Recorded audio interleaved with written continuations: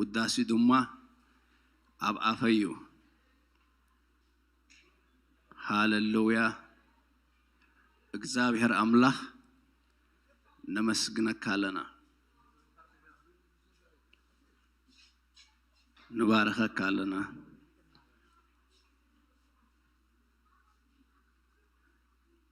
በሰላም ስለደምጻና ነው መስኩን ነው ኩሉ ሰናይ ካብ እግዚአብሔር እዩ ኩሉ ጽቦቅ ካብ እግዚአብሔር እዩ ሃሌሉያ እግዚአብሔር አምላክ ንባረከካለና لعلنا بلكالنا بيتنا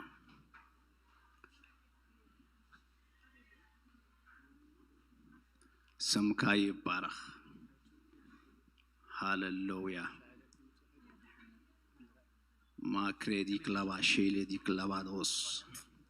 እግዚአብሔር አምላከይ سمكاي بارخ الله سمكال علاب الله نلوم معت سب غير كاني همو امسغنك الله أنت هي وزخونك أملاخ رادي ما سي برولو دي كلادي باش هوايا እግዚአብሔር أملاخ سمكا يبارخ سمكا نبارخ ولنا منفس قدس سمكا يبارخ هاللويا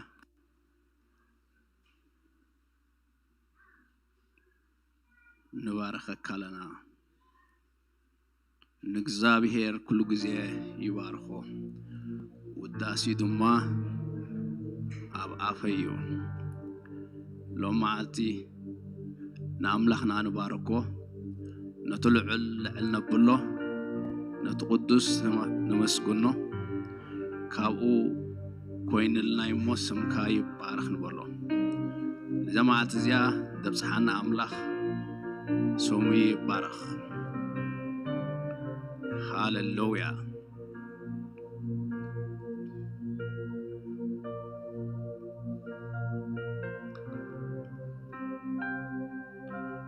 سمكاي بارخ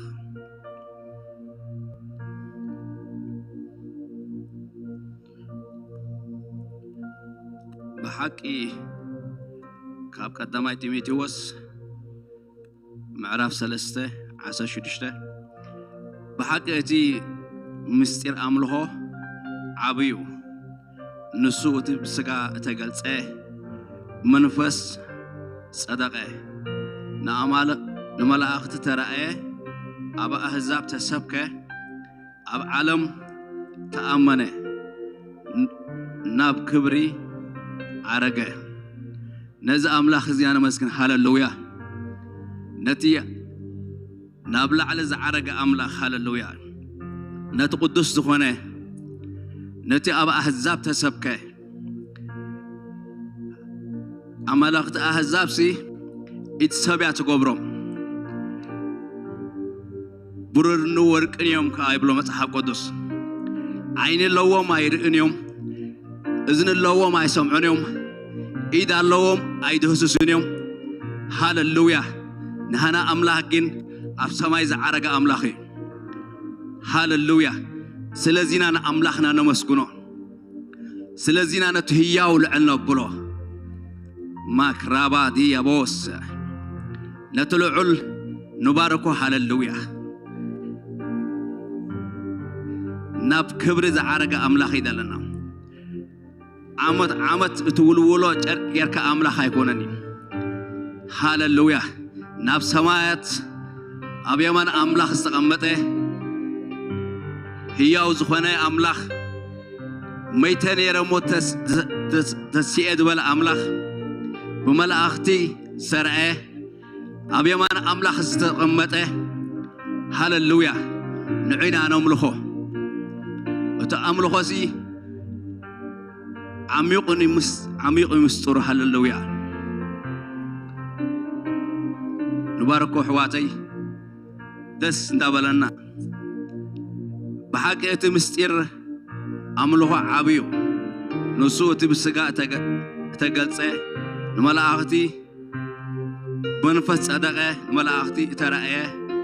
أب أحزاب تسبكه أب عالم تأمنه ناب كبري عرقه أنا هيا ويدبل أملاخيو أنا مقدن حق إن هوتني يزبله نعلم بخوم يتأمنوا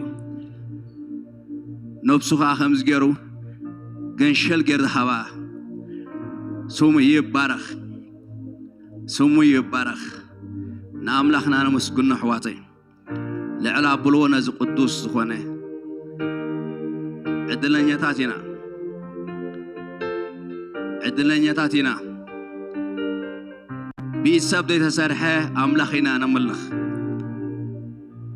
هاللويا ملاخت ندار أيوه سبات ندار أيوه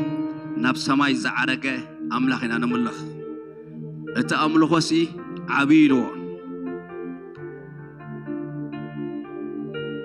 ما شاك لباس سيكراباتوس هياو أملاخ يدلنا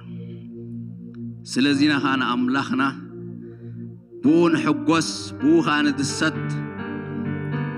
بو خاين حفرننا هاللويا أملاخت أحزاب جيني لهم يتسبيات صرحهم ورقرب بروريهم كا هاللويا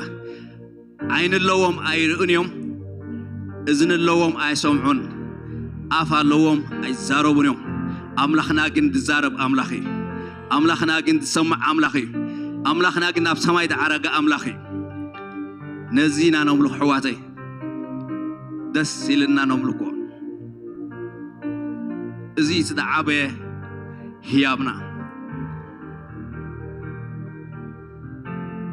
سمي بارخ هاللويا أمس جنا كل خبر وحواتي ربا شاتيك لادوس سيك لابادي دوس منفس قدوس زغلت لنا سمي بارخ نزلوا علك نمسكنو زبق عنا سمي بارخ እግዚአብሔር አምላክ نمسكنا كالنا نبارخ كالنا لعلنا بلا كالنا أبانا كقلت فتوين كريستوس سمي بارخ هاللويا هاللويا دس ندابلنا نتلعل نمسكنه دس ندابلنا نتهياو زخونا نمسكنه دس ندابلنا ندات حقوسنا هاللويا أتعبي مستير نعملخونا كريستوس أتعبي مستير هاللويا أتعبي مستير دخونا نعمدحنا أتعبي مستير دخونا نحنا مقد هاللويا ما شاك لبادوس እግዚአብሔር አምላክ نمسكنا كالنا نبارخ كالنا لعلنا بلا كالنا سمكاي بارخ سمكاي بارخ هاللويا حجي دما نصل لنا እግዚአብሔር አምላክ نزي هياو دخونه አምላክنا እግዚአብሔር አምላክ نعو أب عالم كنقصو انتاي لله مسيركم بحاجة مستيرة أملوه عبيو نسوتي بسقاعتك نملا أختي ترى أب أحزاب تسبك نزي أملاخ نزخ سبكو أملاخ لبنا يخفطو لو ما عتب اسم يسوس نزينا نسأل هاللويا اسكت تبعات كبرنا نتصلي نزي هياو زخونا أملاخ أب حزبنا كنسبكو نزي هياو زخونا أملاخ أب زخاتا ما كنسبكو نزي لعود زخونا أملاخ أب زخاتا ما كنسبكو ربادية با شبايا ماردكو أين السير كم زيلو والله ملالباش لما عاد زيا تسوع كلاسي نزي ما عاد زيا خيتو خون مو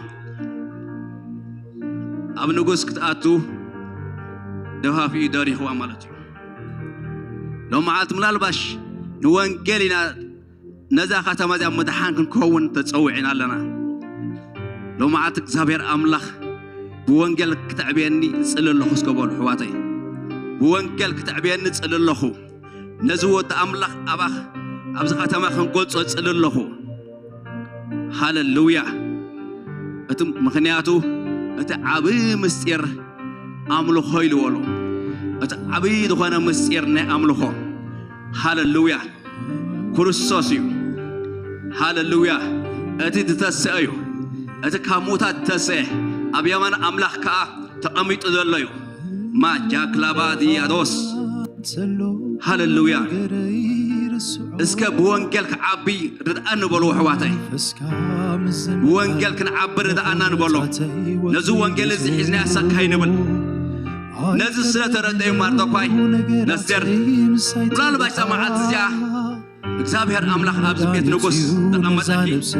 ነዚያ ኸይቱ ኸውን ይልዋ ለማዓት ሕዋተይ አይንፈልጥና ንሕና ንምንታይና አብዝ መጺና ካብ ተፈላለየ ሃይማኖት አብዝ መጺና ኣለና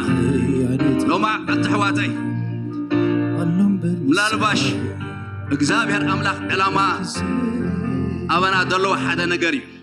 ስለ ወንጌል እዩ ስለ ትህያው እዩ ስለ ተጻድቕ ዝኾነ ودي هاللويا هاللويا اسك حواتي اسك نفسنا نرايو نوانجيل تبقى على ناديو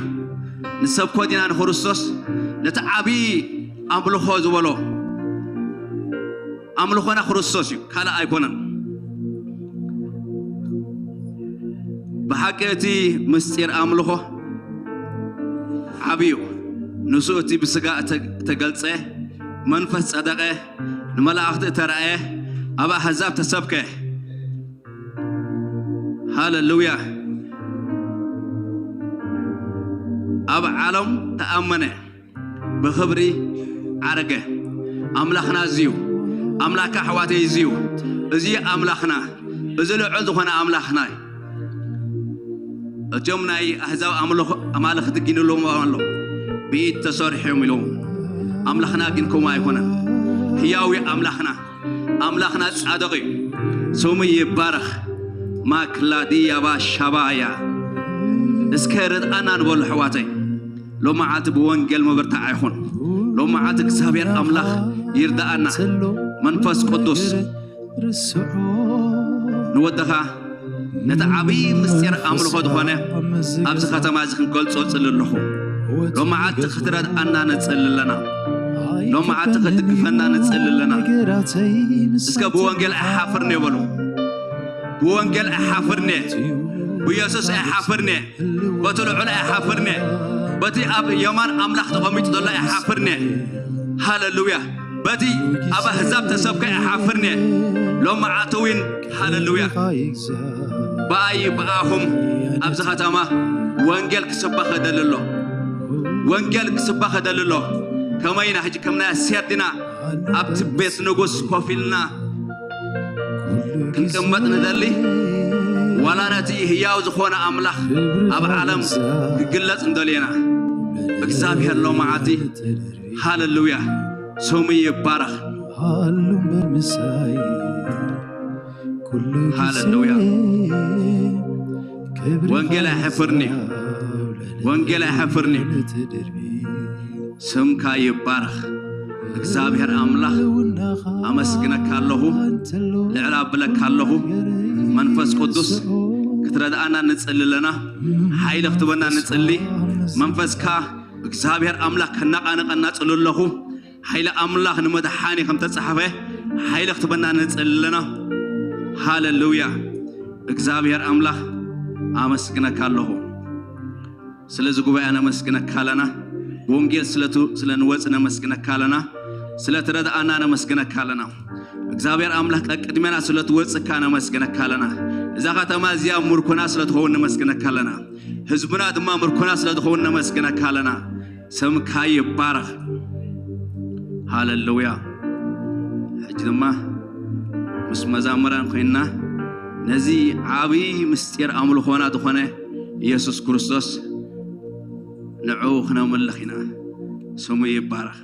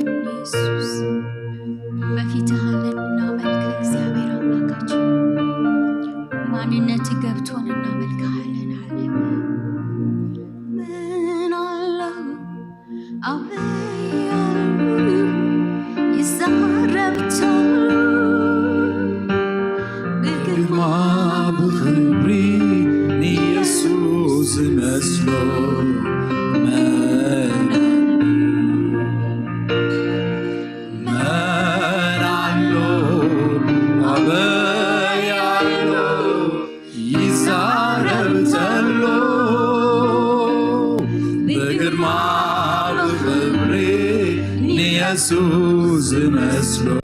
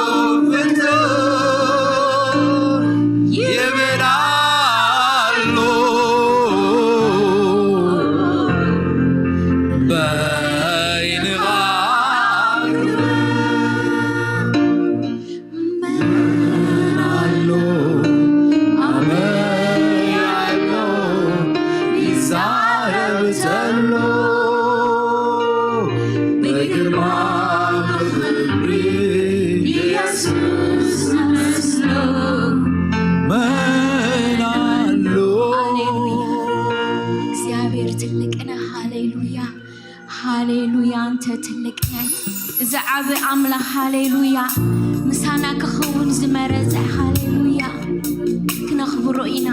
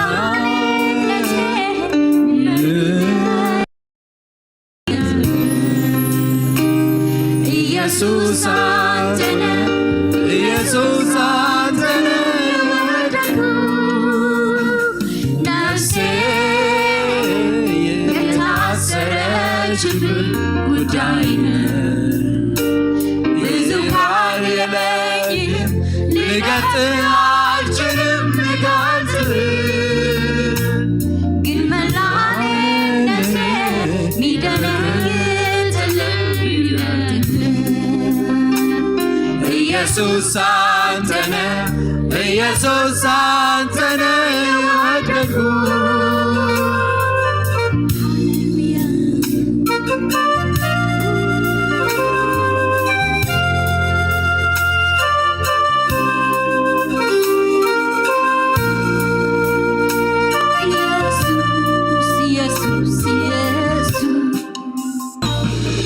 ኢየሱስ ኢየሱስ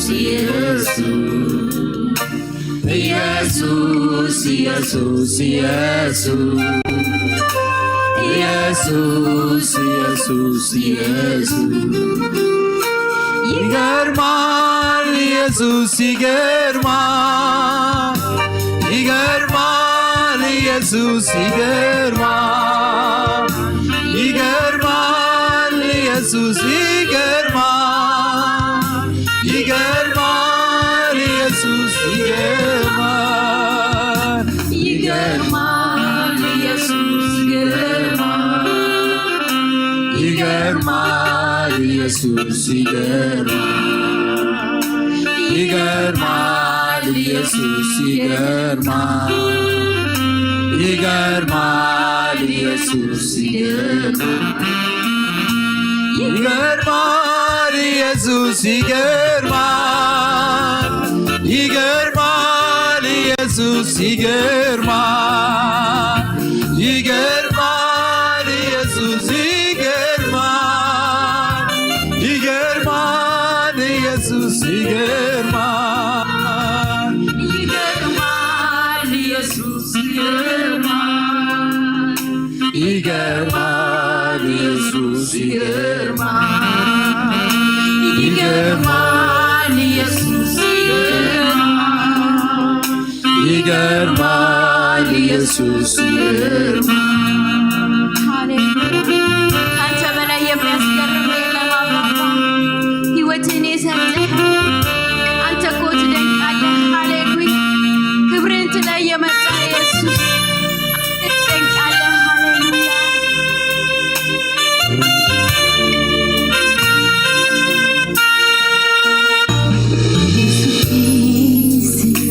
በልቤ ውስጥ ኢየሱስ ልቤ የሚገባው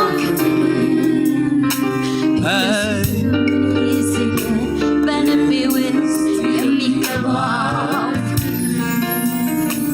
ኢየሱስ በልቤ ውስጥ የሚሰማኝ ክብር ኧረ ማን ሊተካ ኧረ ማን ኧረ ማን ሊተካ ኧረ ማን ሊተካ ኧረ ማን ኧረ ማን ሊተካ ኧረ ማን ሊተካ ኧረ ማን ኧረ ማን ሊተካ ኧረ ማን ኧረ ማን ሊተካ ኧረ ማን ኧረ ማን ሊተካ ኧረ ማን ኧረ ማን ኧረ ማን ሊተካ ኧረ ማን ኧረ ማን ሊተካ ኧረ ማን ኧረ ማን ሊተካ ኧረ ማን ኧረ ማን ሊተካ ኧረ ማን ኧረ ማን ሊተካ ኧረ ማን ኧረ ማን ሊተካ ኧረ ማን ኧረ ማን ሊተካ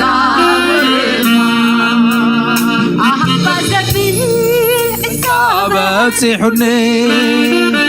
ኧረ ገሮም ርሴ በፂሑኒ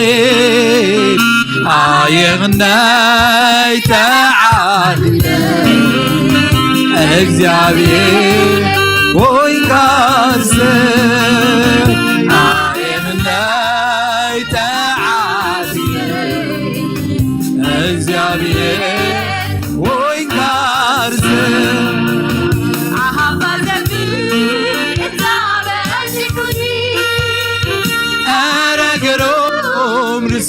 በፂሑኒ ኣየኽናይ ተዓሊለ እግዚአብሔር ወይንካስ ኣየኽናይ ተዓሊለ እግዚአብሔር ወይንካስ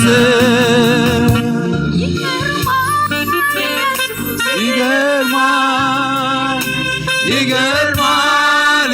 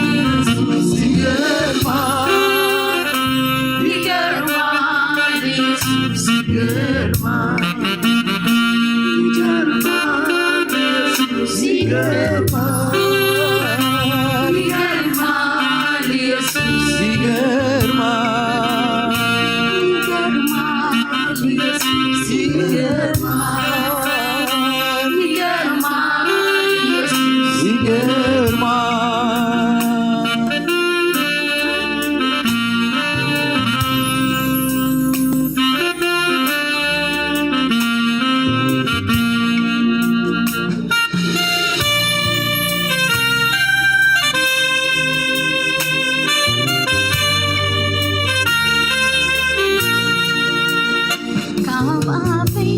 አይፈለውን የሱካ መመሪሰ ኢየሱስ ብለካ ካባበይ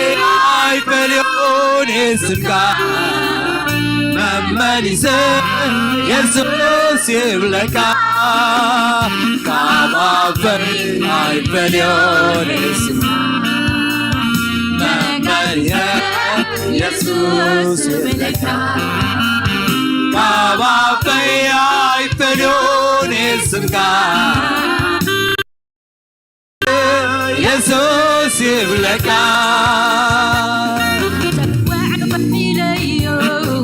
ሰውዕት ዓለሙ ዘይመን ወስም ኢየሱስ ዘይጠግቦ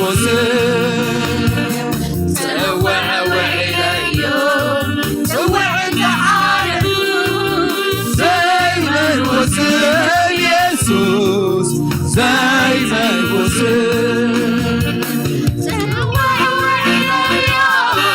ሰውዕት ዓደርጎ ዘይመን ወስም ኢየሱስ ኢነ ዘዋዕድዎ ፈጺመ ዘይመኖ ፈጺመ ዘይጠግቦ ዘገርም ስሚው ዘሎካ ዘገርም ስሚው ዘሎካ አየኽደይ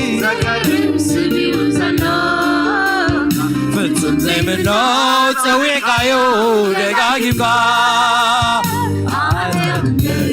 ዘገርም ስሚው ዘሎካ ዘገርም ስሚው ዘሎካ አታኽደይ ዘገርም ስሚው ዘሎካ ፍጹም ዘይምኖ ፀዊዕካዮ ደጋጊምካ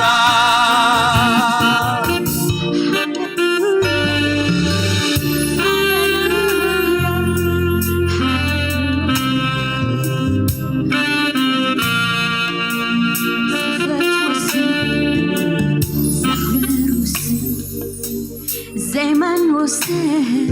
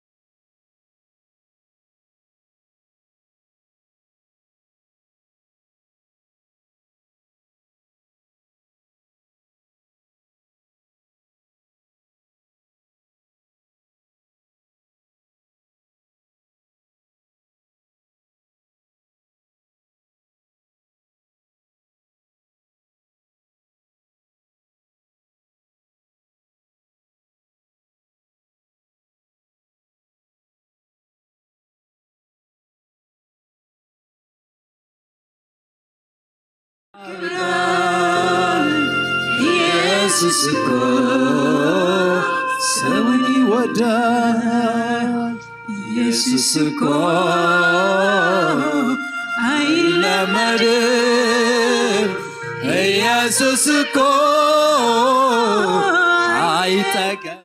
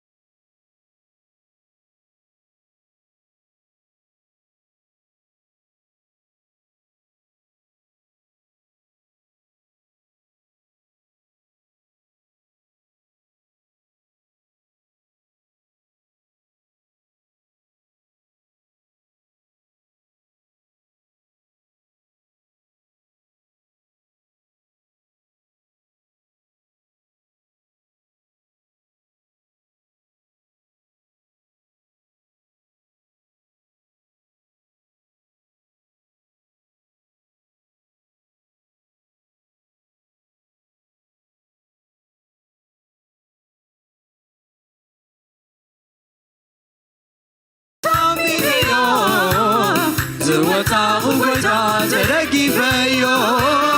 تذكرني عود المدني وكيد وباكونني بغنا بوتيرو اساكروني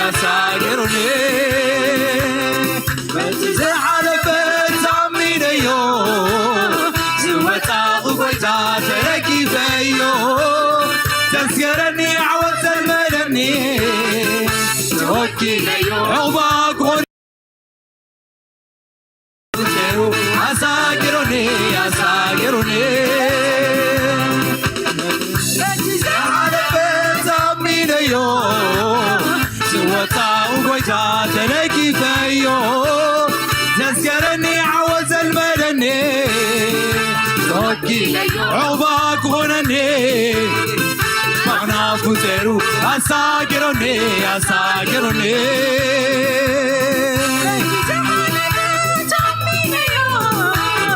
سوتا وقويتا تلاقي فيو تذكرني عوز المدني توكي ليو عوباك غنني مغنا فوتيرو أساكروني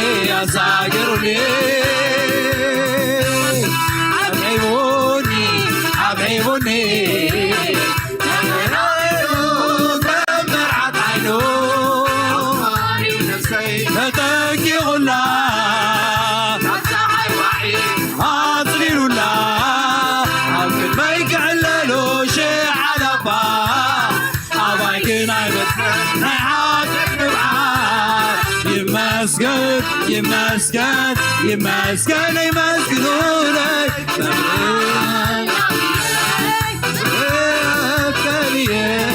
وطا سبيح عملي قويتا يسوس حبيبوني لما نغينو كمرعت عينو عمارينو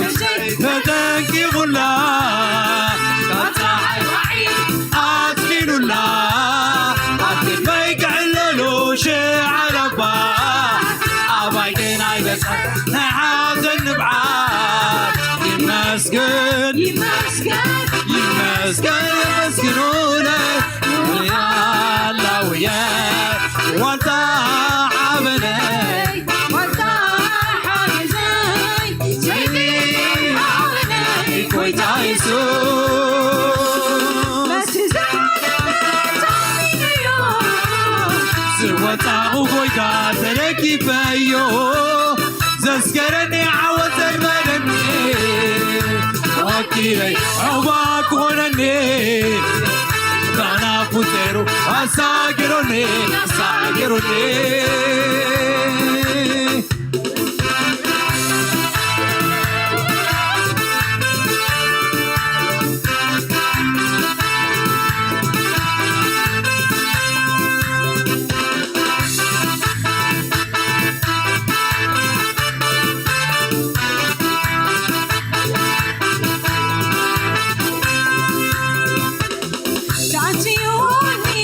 تعطيوني أقارك سكت بلاي بلا عقلي قليو تحبيه فحصور عبلا فحسيران بدا بنا غطري بعدي حوليتي يمسكن يمسكن يمسكن عمسكنونا نبيت المعتاد عقاصر قناي ينكهنا مسلاي كويت عيسوس تعطيوني تعطيوني عقاري سكت كلاي بنا عبقلي قليو تعبيه بعطور عملا بعتيره عبقل بيك عللوشي بدا بنا غدري بعدي حوليتي يمسكن يمسكن يمسكن عمسكنوني بريت المطاي عقاس القناي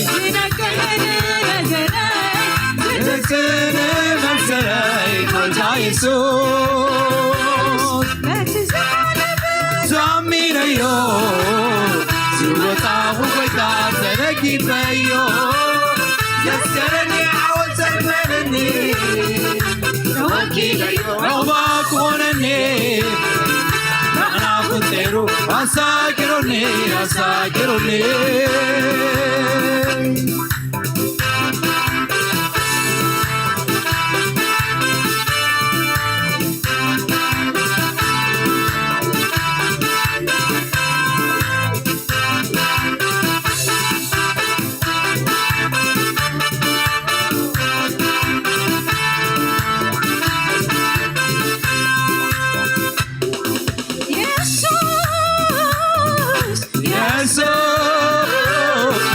يسوس إلهي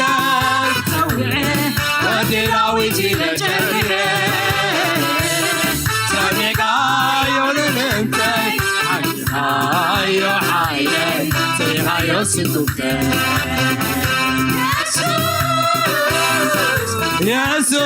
يسوس يسوس إلهي ودراويتي لجريه سامعك عيون الانتي عيو حيي سيغايو سنتوكي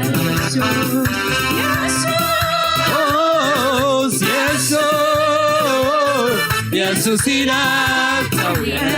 ودراويتي لجريه سميع عيون الإنسان حديث كايو حيلي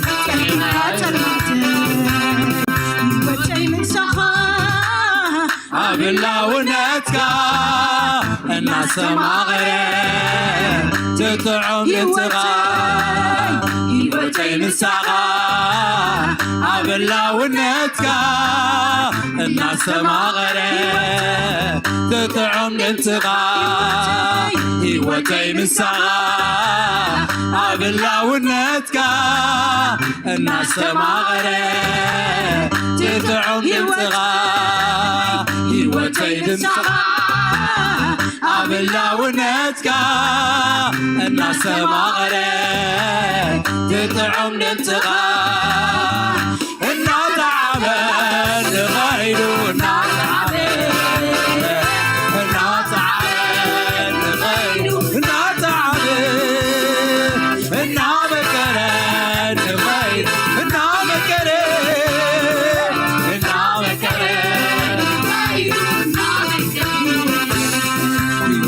ንስኻ አብላውነትካ እናሰማቕረ ትጥዑም ድምፅኻ ሕይወተይ ንስኻ አብላውነትካ እናሰማቕረ ትጥዑም ድምፅኻ ሕይወተይ ንስኻ አብላውነትካ እናሰማቕረ ትጥዑም ድምፅኻ እናተዓበን ንኸይዱ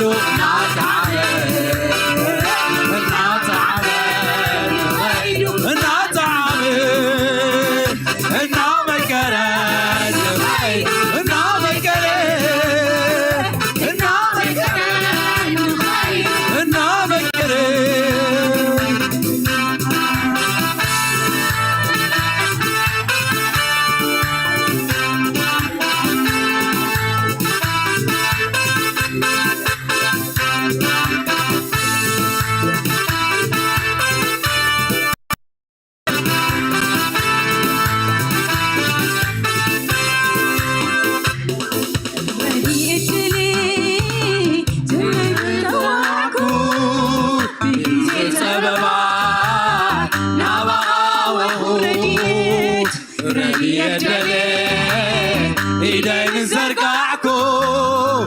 بيزي سببا نبغاو ردي أدلي إيدين زرقعكو بيزي سببا نبغاو ردي أدلي إيدين زرقعكو بيزي سببا نبغاو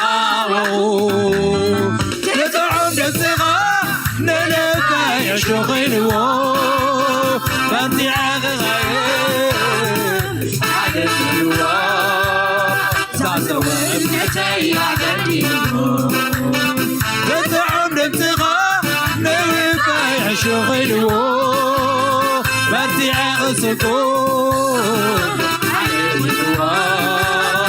زمهاية تسفاي عددلو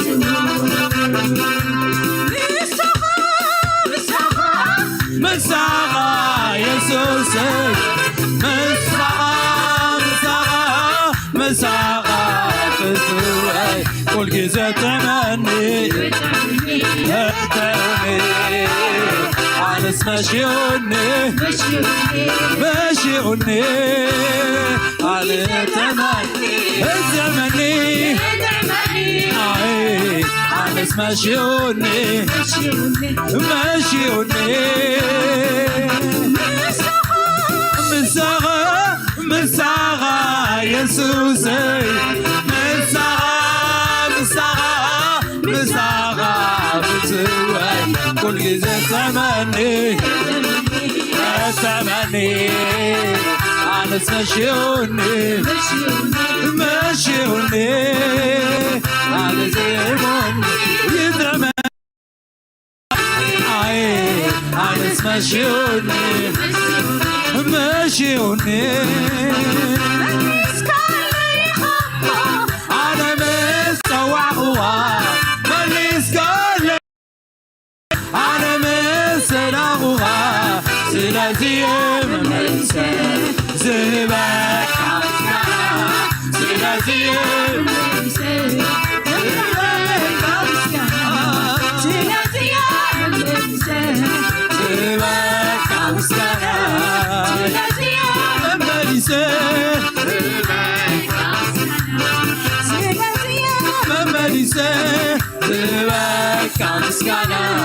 ስለዚህ መመሊሴ መመሊሴ سلازي مماليسة الجاز غاليكا سلازي مماليسة سلازي مماليسة سلازي مماليسة زبز حالك مسكنة سلازي مماليسة زبك مسكنة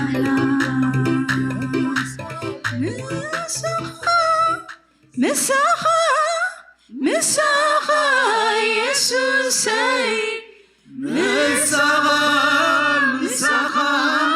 مسخة فتوي ورقيزي تمني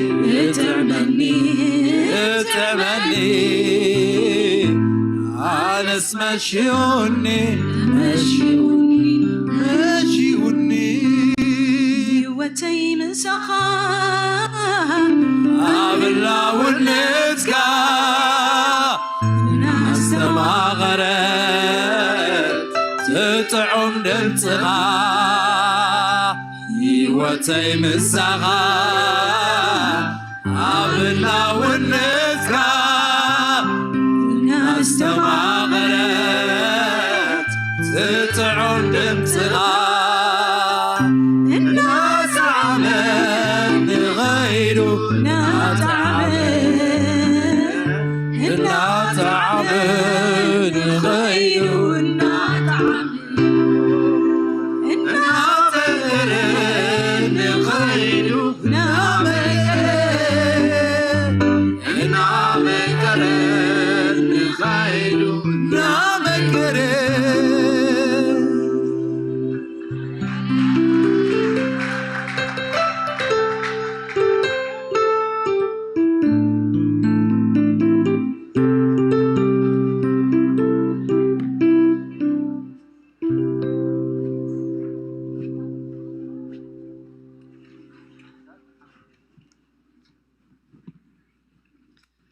ስለናይ ዝማሬ አገልግሎት እግዚአብሔር ይባረክ። እስኪ እግዚአብሔር ይባረክኩም እንበሎም በዳቅዒትና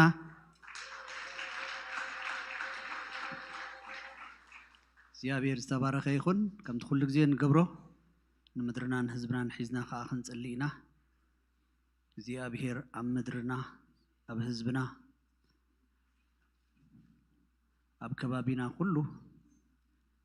ኢድ እግዚአብሔር ክትመጽእ ንጸሊ أتوم نجزيابير تزوعه أي تعرفوا تباهي خم تزحفه هاللويا ويتانا مسكنا كاس لمدرنا سلهزبنا نبص أجازوفان كان مت بزنوك هذي نسخة تدنجز أملاقي خامو نمدرنا قطر حالا نزقلي نهزبنا قطر حالو نزقلي حزبنا بونجل كبص نصلي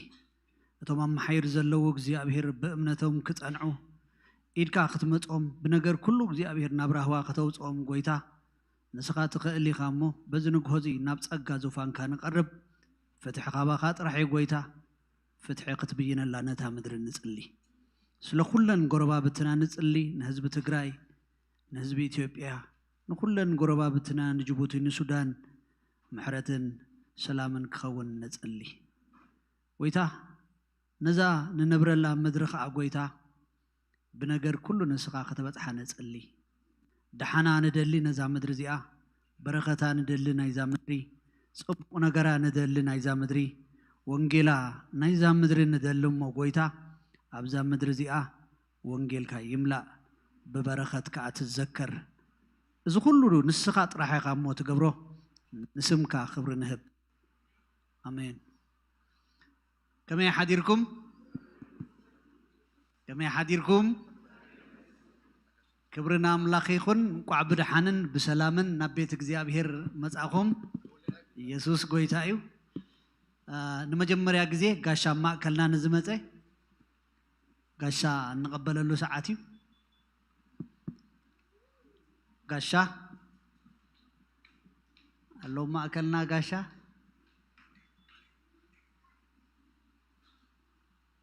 ሁላትና ደቅ ገዛኢና ጋሻ ይብልና ሎም ማዓንቲ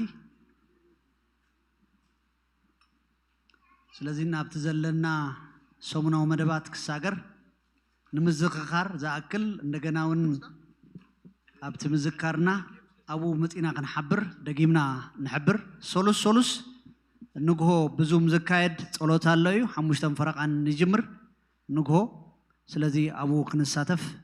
ቤተክርስቲያን ተዕድም ከሙን ዓርቢ ንደቅ ንስትዮ ዘማእከለ ከሐሙሽተ ስጋብ 6 ናይ ንግሆ ጸሎት አሎ ኩሉ ክንደቅ ንስትዮ አቡ ክትርክባ ክፍል ደቅ ንስትዮ ይሕብራ ከሙን ረቡዕ ሰዓት 6 ዝጅምር ናይ ወንጌል አገልግሎት አሎ ኣብዚ ቦታ ስለዚህ ትደገ ክፉትዩ ኣብዚ ጽቡቕ ወይዘር ንጠቀመሉ ከሙን ዓርብ ናይ ደቅና ዕድሚዮም ካብ 13 ዓመት ንላዕሊ ንዝኾኑ ኣብዚ ቦታ እዚ ብእንግሊዝኛ ዝወሃብ ፕሮግራም ኣለና እዩ ስለዚህ ደቅና ሒዝና አስኒቅና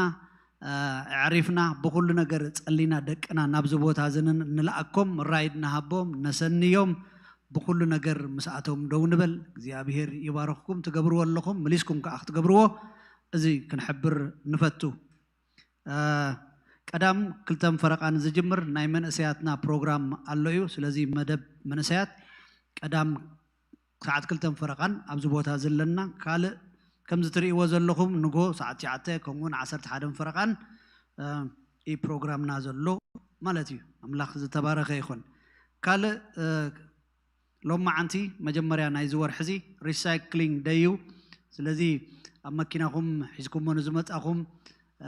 መኪና ኣብዚ ተዳልያላ ስለዚህ ሪሳይክልና ሒዝናዮ ከይንምለስ ከዘኻኽር ኢለ አምላኽ ዝተመስገነ ይኹን ካል ዝመጽ ዘሎ ሰንበት ጁን 8 ዝኸውን ኢምፓወርመንት ደይ ማሕበራዊ አስተምህሮን ንቕሓትን ብዝብል ኣብዚ ቦታ እዚ ንሓሙሽተ ወርሒ ዝኣክል ከድና ያለና እዚኣ መበል ሻድሸይትና ትኸውን ዘላ ማለት እዩ ስለዚህ ፓረንቲንግ ዘማእከለ ዘተኮረ ጊዜ ከልወና እዩ ዝመጽ ዘሎ ሰንበት ማለት እዩ አቡ ተገልግለና አዳነች ትበሃል ካብ ኢትዮጵያን ኢቫንጀሊካል ቸርች በዚ ፓረንቲንግ ዘጽናዕት ሓፍቲያ ቅድም ሕጂውን ኣብ ማእከልና ብኻል ነገር ተረኺባ ነይራ ሕጂ ከዓ ዝመጽ ዘሎ ሰንበት ከዓ ኣብ ማእከልና ክትከውን እያ ከምኡውን ኣዚና ንፈትዎም ቤተሰብ ኣብ ፕኒኤል ቤተክርስቲያን ምሳናን ዘለው ሓውና ሞኬን ኢየሩሳሌምን እናቶም ኣተዓባብያ ቆልዑ ምስክርነቶም ዝነግሩና ጊዜ ክኸውን ማለት እዩ ስለዚህ ካብኦም ከዓ እንቀድሖ ነገር ክህልወና እዩ ከምዚ እንዳገበርና ደቅና ንዕብየሉ ደገ ቤተክርስቲያን አዳልያላ እሞ ኩልኻትኩም ወለዲ ቤተሰብ ሓላፍነትና መታን ከነብል ኣብዚ ቦታ እዚ ጁን 8 6 ፒኤም ኣብዚ ቦታ እዚ ክንርከብ ንዕድም እግዚአብሔር ዝተባረኸ ይኹን ካል እዚ ወርሕ እዚ ዝሓለፈ እዋናት እውን ተነጊሩና ኣሎ እዚ ወርሕ እዚ ብሙሉኡ ናይ ኢቫንጀሊዝም ወይ ከዓ ናይ ወንጌል ጊዜ እዩ ክብርና አምላኽ ይኹን ስለዚ ዕድል ዝስኪና አምላኽ ክብርና ሃቦ ስለዚህ እዚ ወርሕ እዚ ስብከታትና ዲዩ ኩሉ ነገራትና ኢቫንጀሊዝም ይኸውን ልብናውን በዛሃቀና እዚ በዝህርመት እዚ ንዳሎ ስለዚህ እዚ ወርሕ እዚ ብሙሉኡ ኢቫንጀሊዝም እዩ 21 ክኸውን ከሎ ናይ እዚ ወርሕ እዚ አቡ ኮንፈረንስ ክህልወና እዩ አገልገልቲ ክመፁና እየመ አቡ ምስ በጻሕና ክንነግረኩም ኢና ማለት እዩ ስለዚህ እንዳተዳለና ንምዛ ጁን 15 ቤቢ ዴዲኬሽን ክህልወና እዩ ወለዲ ካብ ሕጂት እንዳተዳለኹም ክትመፁ ስለዚህ ጁን 15 ቤቢ ዴዲኬሽን እንገብረሉ ወይ ከዓኒ ቆልዑና ናምላኽ እንውፍየሉ ጊዜ እሞ ወለዲ ደቅኹም ኣብ ቅድሚ እግዚአብሔር ንኸተቕርቡ ኣቐዲምና ብዛዕባ እዚ ንሕብር ክብሪ ንኣምላኽና ይኹን ሎማ ዓንቲ ከምቲ ዝተነግረና ፋይናንሻል ሪፖርት እንህበሉ እዋን እዩ ስለዚህ ድሕሪ መተንባህታ ፋይናንሻል ሪፖርት ክንህብ ኢና ማለት እዩ አምላኽ ይባረኽ ካልእ ክንሕብሮ ዝደሊ ነገር እንድሕራልዩ ዝሓለፈ ሰንበት ናይ ነህምያ ፕሮጀክት እዋን ነይሩ ስለዚህ ንነህምያ ዝዋፃእ ናይ ፍቅሪ ህያብና ድዩ ዕሽርና ድዩ ዝለኣኽ ኣብ ምድሪ ኤርትራ ድዩ ንኣገልገልቲ ኣብ ከባቢ ትግራይ ንዘለዎ ድዩ ብብዙሕ መገድታት ሓውና ኢሳያስ ገሊፅዎ ነይሩ አምላኽ ይባረኽኩም በቲ መዓልቲ እቲ ዝተዋፀ ገንዘብ 14660 ዶላር ኣታዊ ኮይኑሎ ክብርና አምላኽ ይኹን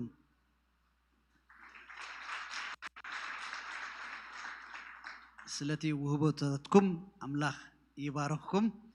ኢየሱስ ጎይታ እዩ ስለዚህ መተንባህታይ إزيني نيرن حجي نعملاخ حزنا يزمز أنا مبعن شرن حزنا مسحونا قرماي كنت اللينا هاليلويا قدوسن هياون زخونكا اجابير أملاخ بودخا بيسوس كريستوسن نمسكنا كالنا قدوس حزبي تريت أملاخ يخوم يلكا قديسكا تريتكا سلز جبركانا نمسكنا كالنا نسخاتكم سي حري ولدو ناي منغست كهنات يخوم يلكا كاب كلو ولدتات نعنا حريقا كاب كلو كهنتات كا نعنا ناي رويال كهنات معاركيبكا تنبر الناس رزل لخاي مسكنا كالنا نسخاتكم سي بيت مقدس أملاخ مخانكمن منفس قدوس أباكم حديرو مهلاوندو أي تفلطونيكم بمبال بهياونتكا أبانا حديركا خمزلخان مسانا تنبر كمزلخان زيت تنتننا زيت رهرحنا أملاخ مخانكا قديس كالنا يخامو نمسكنا كالنا برهانكي ماتيو كبر أملاخ كا وتيلكيمو تنسي برهي كمزبلك آلكا ببرهان كن ببرهان كن أتو ببرهان كن مرالس أبرد سيزت المترلنا نجارات كلهم ندابرهنا سنتيقنا خن حلف تقبل الناس رزق خانة مسكنا كلنا أم مقدس كان مسكنا كلنا أم نايت أفر جزءات كها نمسكنا كلنا كبر كلنا تعب اسم كايخون بروك أملاخ قدوس أملاخ سلزقون كا نمسكنا كا حجخا قويتها بعشرنان بمبعنان كمن مسكنا كان كنخبرك كان أبكر ميخا قيمنا لنا نسخاها نتنهبو وهبتو باريه كان أبزيح كان نمع الله بيت كاس للتوعلو نمسكن كل خبرنا تعب سمكا يكون بسنا بمودن منفس قدسن حدا أملاخ آمين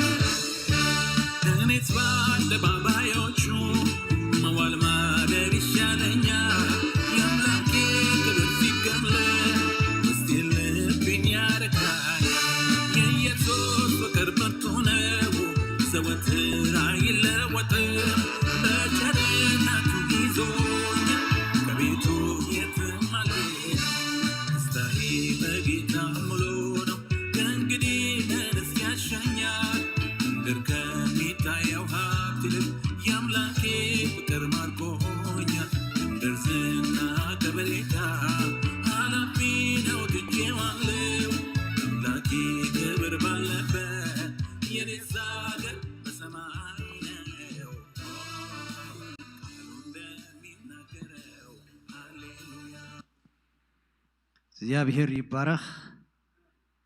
አምላክና ሰናዩ ሕጂ ፋይናንሻል ሪፖርት እንህበሉ ጊዜ እዩ በመጀመሪያ ክብርና አምላክ ይኹን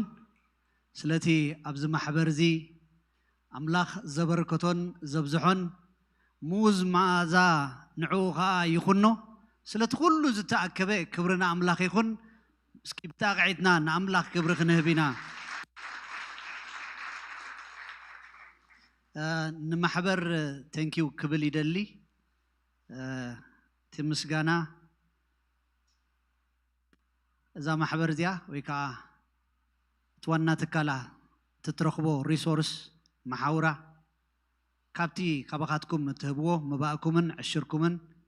ናይ ፍቅሪ ህያባትኩምን ኩሉ እሞ ስለትትገብርዎ ኩሉ እግዚአብሔር ይባረክኩም አምላኸይ ከምታ ሀብት ክብሩ ክርስቶስ ኢየሱስ ገይሩ ድሌትኩም ዘበለ ኩሉ ይምላእ ክብል ይደሊ ስለትትገብርዎ አዚና ሕጉሳትና በቲ ዝረኸብናዮ በቲ ዝተቀበልናዮ ከዓ ኣይጎደለናን እኳ ደኣ ሙሉእ ትሩፍ ነገር ኣብዛ ዓመት ዝረኺብና ክብርና አምላኽ ይኹን ስለቲ ግብርታቱ እግዚአብሔር ይመስገን ንዓኻትኩም እውን ተንኪው ክብለኩም ይደሊ ብስም ዚ ማሕበር እዚ ስለቲ ኩሉ ትገብርዎ ኣብዚ ማሕበር እዚ መባእኩምን ዕሽርኩምን ናይ ፍቅሪ ህያብኩምን ልብኩም ኣንቢርኩም ስለቲ ትገብርዎ ኩሉ እግዚአብሔር ይባረኽኩም ክብል ይደሊ እግዚአብሔር መሊሱ ይባረኽኩም ከምኡውን ኣብ ማእከልና ኮይኖም ነዚ ዕዮ እዚ ንዘገልግሉ ኣሕዋት ተንኪው ክብል ይደሊ ንሓውና ገዛይ ኣብ ዘለኻዮ ሓፍትና ፀጋ ኣብ ዘለኽዮ ብድድ እንተልኪ ከምኡውን ሓውና ፍስሃፅን ኣብዚ ዕዮ እዚ ተገልግሉ ሓውና እዮብ ካብ ዘለኹሞ ብድድ በሉሞ ቶም ሰባት እውን ክፈልጥኹም ስለትገብርዎ ዕዮ እውን እዮባ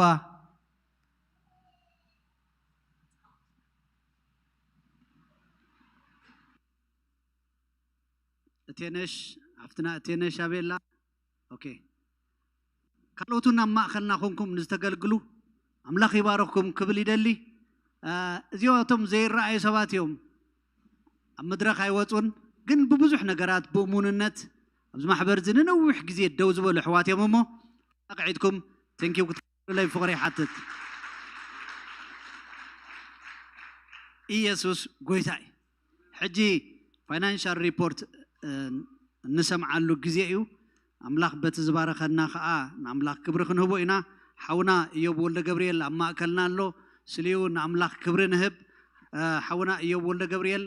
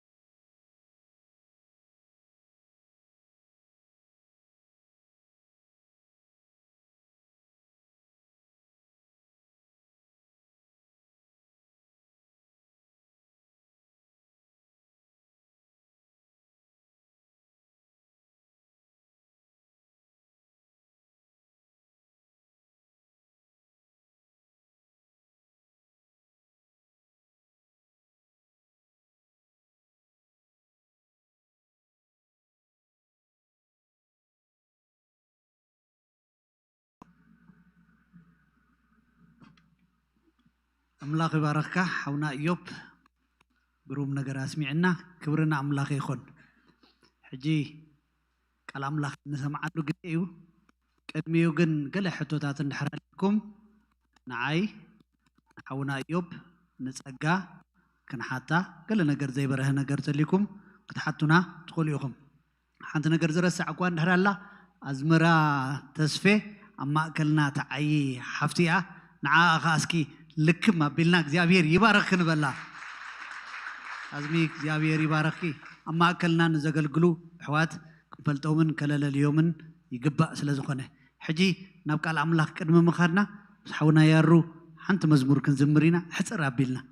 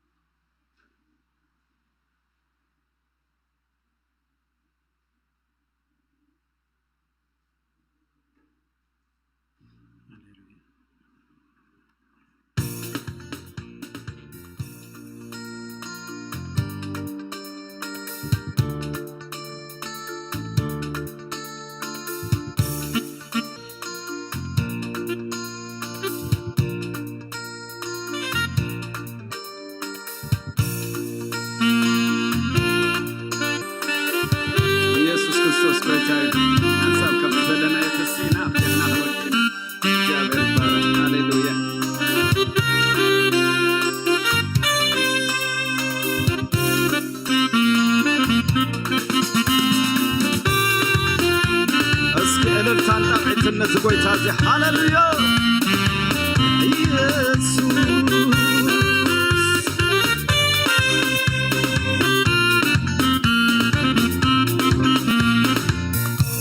عندهم برنس مساي صنوب أخالبي تمامين يسوع ركز وعوتي عندهم برنس مساي صنوب أخالبي تمامين يسوع ركز وعوتي عندهم برنس مساي صنوب أخالبي تمامين يسوع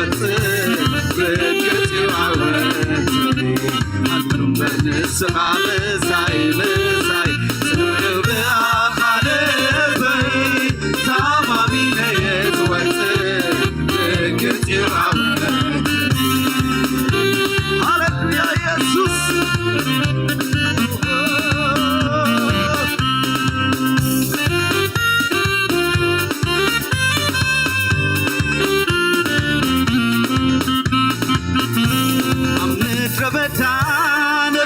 تلملم مهلاو خايو ناي وتتركم عم تربتان سيت تلملم مهلاو خايو ناي وتتركم تلم خمساي كله دعانيو سموت نجرم تنفاسي سرقيو تلم خمساي كله دعانيو سموت نجرم تنفاسي سرقيو عمت ربتا نفسي تلملم بهلاو قايون عيوتي تركم عمت ربتا نفسي تلملم بهلاو قايون عيوتي تركم تلق عمساي كله لحاليو سفوتا لقني تنفاسي سرقيو تلق عمساي كله لحاليو سفوتا لقني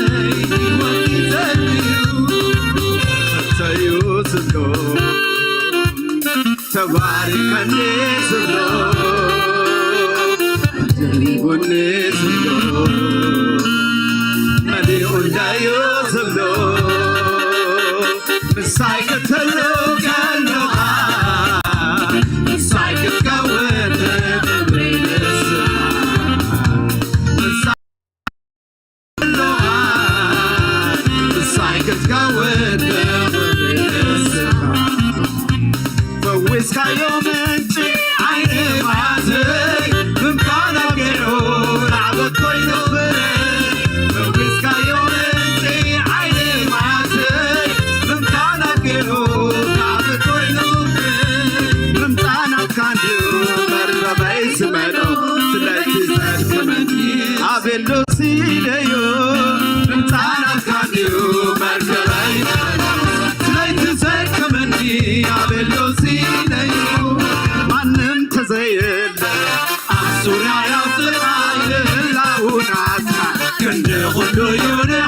ዓለም ተዘየለ የማነይ ተጋበል ላውናትካ ኩሉ ዩንዓ ዓለም ተዘየለ አብሱራ ያብጥኻ ላውናትካ ኩሉ ዩንዓ ዓለም ተዘየለ የማነይ ተጋበል ላውናትካ ኩሉ ዩንዓ ንምግባር ዘይትድዌ ሰናይ ንምግባር ዘይትስልቄ ጽቡቕ ንምግባር ዘይትድዌ ሰናይ ንምግባር ዘይትስልቄ ሰናይ ሰናይ ሰናይ ሰናይ ሰናይ ሰናይ ይኸልዓይ ሰናይ ሰናይ ሰናይ ሰናይ ሰናይ ሰናይ ይኸልዓይ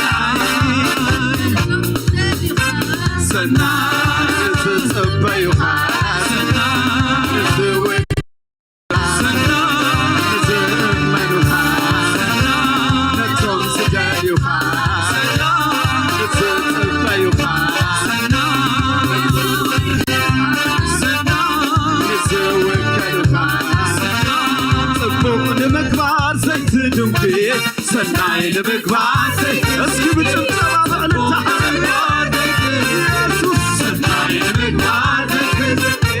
ሰናይ ሰናይ ሰናይ ሰናይ ይኸልዓይ ሰናይ ሰናይ ሰናይ ሰናይ ሰናይ ሰናይ ይኸልዓይ ነቶም ዝደልዩኻ ዝጽበዩኻ ዝወከሉኻ ዝእመኑኻ ነቶም ዝደልዩኻ ዝወከሉኻ ዝእመኑኻ ጽቡቕ ንምግባር ዘይትድንቂ ሰናይ ንምግባር ዘይትስልቂ ጽቡቕ ንምግባር ዘይትድንቂ ሰናይ ንምግባር ዘይትስልቂ ሰናይ ሰናይ ሰናይ ሰናይ ሰናይ ሰናይ ይኸልዓይ ሰናይ ሰናይ ሰናይ ሰናይ ሰናይ ሰናይ ይኸልዓይ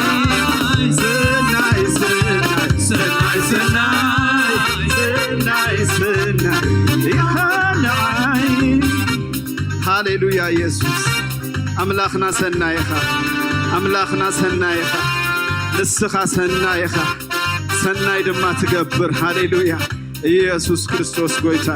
እስከ ነዚ ጎይታ እዚ ብዕልልታ እንጣቒ ትባረኽ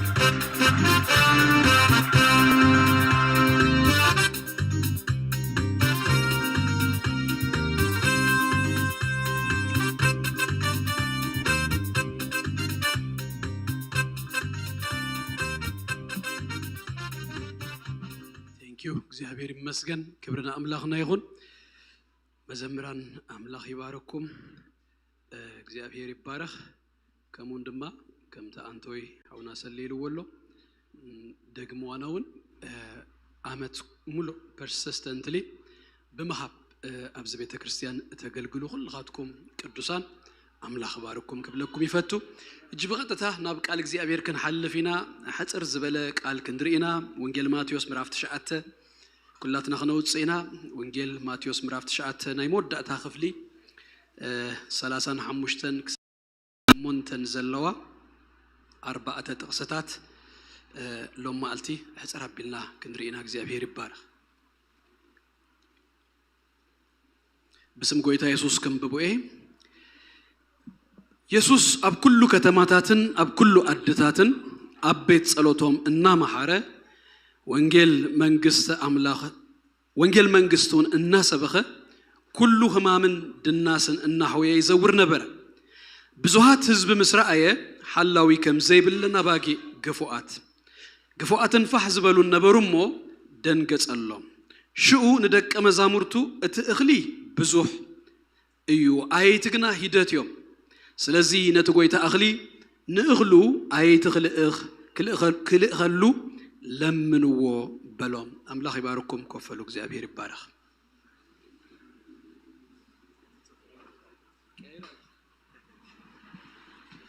እሺ እግዚአብሔር ይመስገን ዘንበብናየን 4 ጥቅስታት ብስተኻለን መጠን ኣብ ዝቕጽል 25 ደኸውንሲ ሕጽር ኣቢለ ክሕልፈልኩም ክፍትኒ እዚ ክፍሊ እዚ ወሳኒ ክፍሊ እዩ ኣብ ወንጌል ማቴዎስ እንዳንበብናዮ ክንመጽእ ከለና ትራንዚሽን ዝገብረሉ ክፍሊ እዩ እዚ ክፍሊ እዚ ወንጌል ማቴዎስ ከም ትፈልጥዎ ማቴዎስ ክጽሕፈልና ከሎ ንኢየሱስ ይዝገልጾሞ ካብ ምዕራፍ 1 ክሳብ ምዕራፍ 4 ብዛዕባ ዘመንነት ናይ ዝንጉስ እዚ ምስ ነገረና ምዕራፍ 5 6 7 3 ምዕራፋት ናይ ዝንጉስ እዚ ትምህርቲ እዩ ዘሎ ምዕራፍ 8 9 ድማ 2 ምዕራፋት እዚ ንጉስ እዚ ዝገበሮ ተኣምራታት እዩ ዝነግረና ማለት እዩ 10 ዝኸውን ተኣምራት ይነግረና ካብዛ ክፍሊ እዚ ንንዮ ካል ልውጥ ይብል ኢየሱስ ጥራይ እዩ ዝነበረ ሕጅግና ኢየሱስ በይኑ ደይኮነስ ኢየሱስ ምስ ደቀ መዛሙርቱ ኢየሱስ ምስ ካልኦት ደገልግሎ አገልግሎት ድማ ይነግረና በፍላይ ቁጥር 35 ተሪኦኹማ almost word by word ምዕራፍ 4 ቁጥር 23 ድማ ዘሴም ቃል ንረክብና 35 ከምዚ አትብል ኢየሱስ ኣብ ኩሉ ከተማታትን ኣብ ኩሉ አድታትን ኣብ ቤት ጸሎቶም እናማሐረ ወንጌል መንግስቱን እናሰበኸ ኩሉ ህማምን ድናስን እናህወየ ይዘውር ነበረ 4:23 ተኸይና ኢየሱስ ድማ ኣብ ኩሉ ገሊላ ኣብ ቤት ጸሎቶም እናማሐረ ወንጌል መንግስቱን እናሰበኸ ኩሉ ህማምን ኣብ ህዝብ ዘሎ ኩሉ ድናስን እናህወየ ይዘውር ነበረ ተመሳሳላይ ኣብ ኣነጊሩና ታይዙ ነግረና ዘሎ ተአምራቱ ከመን ድማ ትምህርቱ እናማሐረ እናህወየ እናሰበኸ ኣብዙን ድማ የጠቃለለና ሰመራይዝ ይገብረና ነዚ ዝብሎሞ ይቅጽል ማለት እዩ ዘና 4 ጥቅስታት በዚ 3 ሐሳባት ሎም አልቲ ጠቅለል አቢልና ክሪኦ ክንፍትኒና ኣብዘና 4 ጥቅስታት ብዛዕባ ጎይታና ኢየሱስ ክርስቶስ እዚ ክፍሊ እዚ ዝነግረና 3 ቀንድ ሐሳባት አሉ ናይ ኢየሱስ ክርስቶስ አገልግሎት እንታይ ምዃኑ ይነግረና አገልግሎቱ ድማ በምንታይ ሐቀና በምንታይ ምክንያት በምንታይ ሞቲቭ ከም ዝገብሮ ይነግረና ዳራይ ድማ ነደቀ መዛሙርቱ ናብዛ አገልግሎት እዚ ሕበሩኒ ድብሎም ደሎ ንአና ድማ በመንፈስ ቅዱስ ናብዛ አገልግሎት ናብዛ ተልእኾሲ ሕበሩዩ ቲ ሞዳእታ መልእኽቱ ስለዚህ በዘን 3 ሐሳባት ጌርና ነዘን 4 ጥቅስታት ክንሪኦም ክንፍትኒና ናይ ጎይታና ኢየሱስ ክርስቶስ አገልግሎት እንታይ 3 ነገራት ይብለና ኣብታ 4:23 ኣብ 35 ዝተደግመ 3 አገልግሎቱ ከነግረና ከሎስ እናማሐረ ወንጌል መንግስት አምላኽ ድማ እናሰበኸ ሕሙማቶም ድማ እንታይ እንዳገበረ እናህወየ ስለዚህ ወንጌላት ኩሉ ክትፍትሹ ከለኹምሲ ኢየሱስ ነዘን 3 ነገራት ይዝገብር ሜይንሊ ትምህርት ዘካይዶ ዝነበረ ኣብ ቤት ጸሎቶም ቤት ጸሎት ምኩራብ ሲናጎግ ድባሃል ነገር እስራኤላውያን ናብ ባቢሎን ምስተሰዱ ካብ ኢየሩሳሌም ካብቲ መቅደስ ምስተፈለዩ ሹ ዝጀመሩ ወይ 10 ቤተሰብ 10 ሰብ አያብ ዘለዎ ሓንቲ ቤት ጸሎት ትግበር ስለዚህ ኣብዘ ዝኸድዎ ዘበለ ሁሉስ ከምዚ ሕጂ ሎካል ቸርች ዝአይነቱ ማለት እዩ ቤት ጸሎት ይግበር መራሂ ቤት ጸሎት ድማ ነይሩ ኣብ ማርቆስ ምዕራፍ 5 ያኢሮስ ድባሃል መራሂ ሓለቃ ናይቲ ቤት ጸሎት ንረክብና ምሽ ጓሉ 12 ዓመት ናብ ኢየሱስ ህወየ ለይሉ ዝመጻ ዳህራዩን ካብ ሞት ተንሰአት ማለት እዩ ስለዚህ ኣብ ከምዚ ቤት ጸሎታት ነይሩ ስለዚህ ኣብ ገሊላ ሙሉ ድማ ጎይታና ኢየሱስ ክርስቶስ እናዞረ ኣብ ቤት ጸሎቶም ይኸይድ ዝግበር ዋና ነገር ምኩራብ the main ነገሩ አውራ ነገሩ ቃል እግዚአብሔር ይዝነገር ድገርመኩም ተኻፊለ ፈልጥ አብናይ አይሁዳውያን አብዝ ምኩራብ አለው ሲናጎግ አለው ካልጋይ the highest point ናይቲ ጉባኤዮም እንታይ መስለኩም ቃል እግዚአብሔር እቲ ናቶም ጠቅላል ማለት እዩ እሸገሉ ቦታ አለው ብዙ ካለ ነገራት ይግበርሞ አሞዳታ ተመጽሐፍ ይወጽ ምሰውጽዎ በዚ ማእኸል እቲ ጉባኤ አይላት ይዘውር ሹ እቲ ጉባኤ ሐፊዱ በልበቃ ናይ መወዳእታ ሓጎስ ናይ መወዳእታ ድምጺ ናይ መወዳእታ ዝማሬ ገለ ተሰምዑሉ ሹ ነቲ መጽሐፍ ከሐልፍ ከሎ ተقላሉ ከምዚ ገይሮም ኣብ ዝማእኸል ተለው በቲ ጸገነይረ አነ ንአሕልፍ ኢሎም ነቲ መጽሐፍ ትንክፍ ይብልዎ ይስእምዎ ኢዶም ድማ ገለ ስለዚህ እቲ ሜይን ነገሩሲ እቲ መጽሐፍ ይዝበብ እቲ መጽሐፍ ድማ ኢንስትራክትድ ይሆኑ ይምሃሩ ስለዚህ ኢየሱስ አቤት ጸሎት ምናኸደ ይምህር ነሩ አብ ኩሉ ድማ እንደዞረ ወንጌል መንግስት አምላክ ይሰብኽ መንግስት አምላክ ቀሪባላ ንስሐ እተው እና በለ ድማ ንሁሉ ድማ በደገን ዘለውን እዚ ይነግር ነሩ በሳልሳይ ደረጃ ድማስ ይፈውስ እቲ መንነቱ እና ገለጸ ተአምራት እና ገበረ አብ ዮሐንስ ምዕራፍ 3 ኒቆዲሞስ መጽዩሲ በዘይካ አምላክ ምስኡ እንተ ዘይሎሲ ምስኡ ዘይሎ ሰብሲ እዝስኻ ትገብሮ ዘለኻ ግብርሲ ክገብር ዝኽእል የልቦን ይልዎ ስለዚህ ትግብሩ ድማ መንነቱ ዝገልጽ እቲ ፈውሲ ተአምራት ድማ እንዳገበረ ይድኸይድ ስለዚህ አብዘን ምዕራፍ 8 ተሻአተንሲ 10 እኳ ተአምራት ማቴዎስ ነጊሩና ኢየሱስ ዝገበሩ ስለዚህ እዚ ሰለስተ አገልግሎታት እና አገልገለዩ ጌታና ኢየሱስ ክርስቶስ ዝኸይድ ዝነበረ እንታይ ዝብል ቃል አለው ድማ መስለኩም ይዘውር ነበረ ይዘውር ምጹኒ ዳይኮነስ ንሱ ይዘውር ንሱ ይዝኸይድ እቲ ተልእኾ ወንጌል ማቴዎስ ማርቆስ ሉቃስ ዮሐንስ ግብረ ሐዋርያት ምዕራፍ 1 ንረኽቦሲ ናአና ዝተዋሃበና ተልእኾ ኪዱዩ አብዚአ ቤተ ክርስቲያን አብዚአ ተአኪብናስ ከመጹና ይኮንና ንጽበዮም ወንጌል ድብለና ተልእኾ ድብለና ናይ ወንጌል ተልእኾሲ ኪዱዩ ኢየሱስን ይዘውር ነበረ ይዘውር ይኸይድ ስለዚህ ዘወር ክንብል ክንወጽ የጋርና ክንቀሳቀሳ ይዝግባ ኢየሱስ ከሙ እንዳገበረ ይከይዱ ሕጂ ሞቲቭ እንታዩ በምን ተሐቀና ይደገልግል እንተይልና ድማ አቡ ይነግረና እንታይቲ ንአምላክሲ ወይ ድማ ንኢየሱስ ድራይቭ ድገብሮ ነገር ኩነታቶም ታይሉና መስለኩም ብዛዕባ ኩነታቶም ሲ ሪኡ እንታይ ሪኡ ብዙሃት ህዝቢ ምስራአየ ሃላዊ ከም ዘይብለን አባጊ ግፉአት فحزبلون نبرم مدن قصلهم حجي دك مزامرتون يريهم ويم زلوا ኢየሱስን ይርኢ ዘሎ ኢየሱስ ክሪኦም ከሎነ ህዝብ ግን ሓደ ኮንዲሽን ሪዩ ዘለዎ ኩነታት ሪዩ እቲ ዘለዎ ኩነታት ክዛረብ ከሎስ ሃላው ዘይብሎም አባጊ ግፉአት ፋህ ድማ ዝበሉ ኢሉ ሪዩ ስለዚህ እጂ አጣማምታይ መጀመሪያ ሪኡዎም አምላክ ነገራትና ይርኢ አብዘ ፍጥረት ምዕራፍ 22 አብዘ ሐለፈ ግዚያት ሪኢና ይርዳ አብርሃም ንወዱ ይስሐቅ ክስው ኢሉ መስመጸ አብ ክንዱ ዱል መስተዳለወሉሲ ንአምላክ ምሽ ሐደሽም ይብዎ እግዚአብሔር ይርኢ በሐድሽ ትርጉም ድማ እግዚአብሔር ይሐሊ አምላክ ሲንታ ይገብርዩ ይርኢ ጉለትካ ይርኢ ዘለኻ የኹነታት ይርኢ ነተዘርሌካ ድማ ሲቀርብ ፕሮቫይድ ይገብር ጀሆቫ ጂሬ ዘበሎ ነዚዩ ስለዚህ ኢየሱስ ሪኡ ክርኢ ከሎ ከምስሎ ከሎ ድማ ሜታፎርስ ተጠቀመሉ እንታዩ አባጊ ጓሳ ዘይብለን ምዕራፍ 13 መዝሙረ ዳዊት ጀምሩሲ አብ ካብሉ ኪዳን አብ ሐድሽ ኪዳኑንሲ ሓደ ናይ አምላክ ሰባት ሜታፎር ድዋሃበና መመሰልናሲ አባጊ ድማ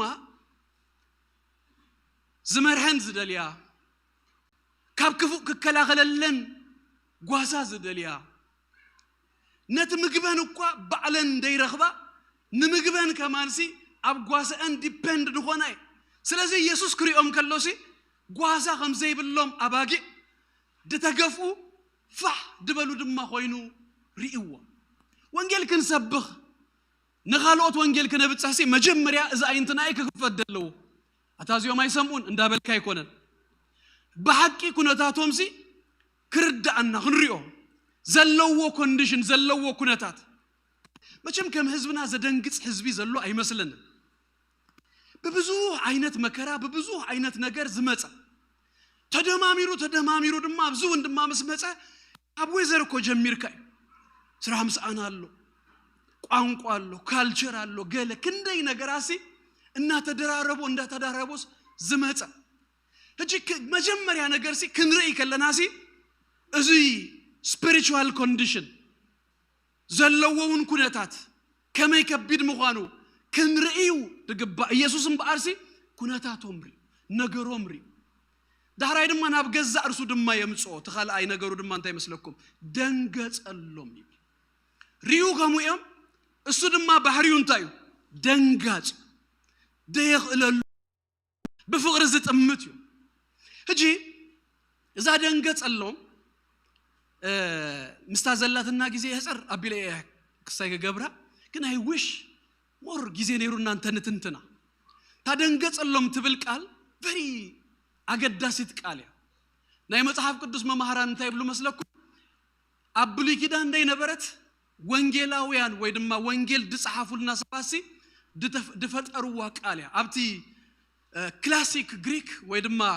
ናይ ቀደም ናይ ጥንት ግሪክ ሲ ዘየላ ቃል ያ ኮይነ የምድብልዎ እቲ ሞደርን አብዚ 2000 ዓመት ክጽሐፍ ከሎሲ ዝነበረ ቋንቋ አቡ እንደማ አብ መጽሐፍ ቅዱስ እንረኽባ ቃል ያ ህጂ ዛ ቃል እዚኣ ንምንታይ ከመይገርና ፈሊጥና ብሉይ ኪዳን ተልኩም አብቲ ቀደም ከም ዘይነበረ ብሉይ ኪዳን በዕብራይስጥ ተጻይፉ ግን ናብ ግሪክ ቋንቋ ተተርጉሙ ኢየሱስ ቀድም ምምጹ ኢየሱስ አብዝ መጸሉ ጊዜሲ ሰባት ዕብራይስጥ ዳይክሉንሲ በቋንቋ ግሪክ ብሉይ ኪዳንሲ ከምብቡ ይኽሉ ነይሮም ሰብቱጂያንት ድበሃል ሰብቱጂያንት ማለት ሰብአ ማለት እዩ ሰብአ ሊቃውንቲ አብ አሌክሳንድሪያ ናይ ግብጽሲ ኪዳን መጽሐፍ ቅዱስ ብሉይ ኪዳንሲ ናብ ግሪክ ተርጉሞም እዩ ስለዚህ ዛ ቃል እዚኣ እዛ ደንገጸሎም ትብል አብቲ ናይ ብሉይ ኪዳን ተተርጎመ ግሪክሲ የላ አሙሉ ሲ አይትረኽቧን ይኹም አብ ሐድሽ ኪዳን ጥራያ ዘላ ዛ ቃል እዚኣ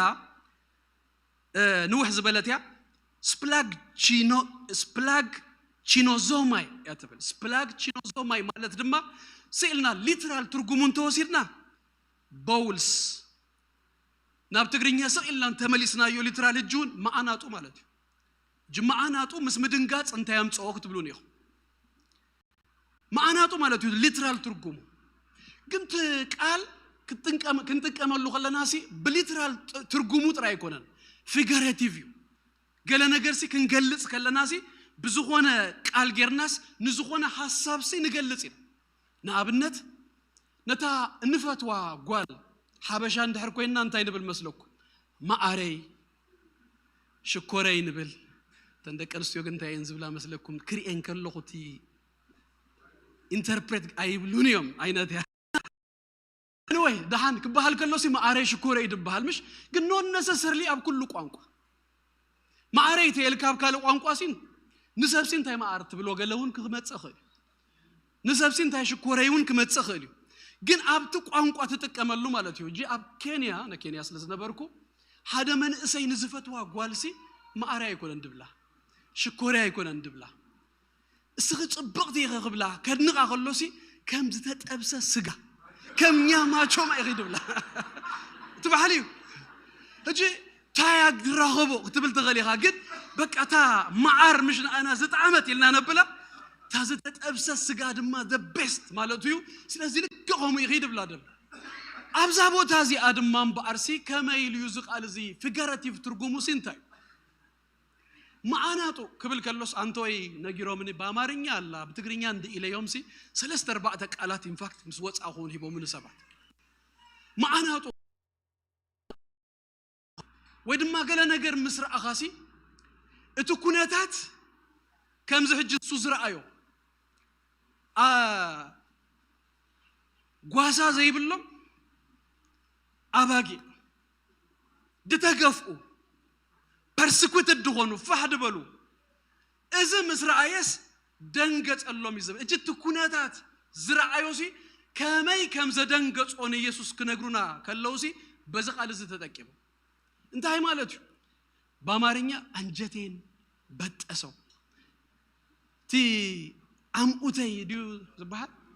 አምኡተይ እንታይ ገበረ ካልኦን ሂቦምን ነይሮም ተጻፋ ጽብቕት ነይራ anyway ተረዲአትኩም አላታ አስታይ so much so see deeply wished አይሲ አትዩ ሕጅ ጓይ ገለ ነገር ክትሐዝን ገለ ነገር ክስታይ ከገብረ ከኸሎስ where do you feel it አብዚ ውሽጥ ኻስ ፍል ትገብረ ሐቂ ነፍስ ወከፍናስ ተሞክርና ይውለ ሐስብ አና هذا ማልቲ ከይተረዳኒ ሓደ ሰብረ ኺበዮ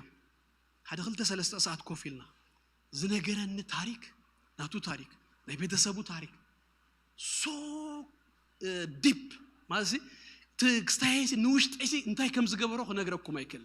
ዳሕራይ ከይተረዳኒ ግን ካል ሰቡ ረኺበ ዳሕራይ ድማ ምስ ሄኖክ ሓውና ምብጻሕ ነይሩናስ ምብጻሕ ከይደ ገዛ ካአቱ ከሎ ባይደን ምሸት ኮይኑ